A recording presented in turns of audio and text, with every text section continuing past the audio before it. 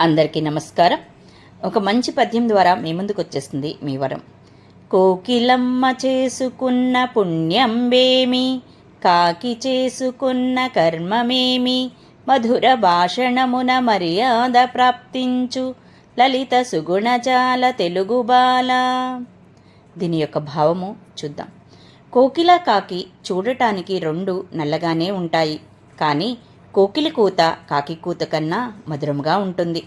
ఎవరైనా మధురంగా పాడితే అబ్బా భలే పాడావు అని మెచ్చుకుంటారు.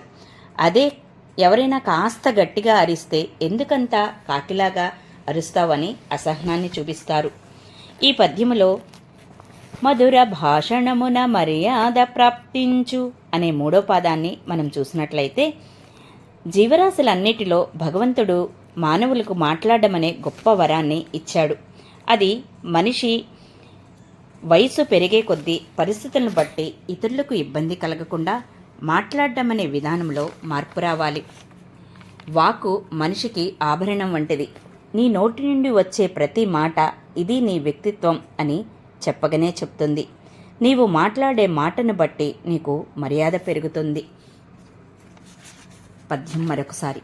కోకిలమ్మ చేసుకున్న పుణ్యంబేమి, కాకి చేసుకున్న కర్మమేమి, మధుర భాషణమున మర్యాద ప్రాప్తించు లలిత సుగుణజాల తెలుగు బాల.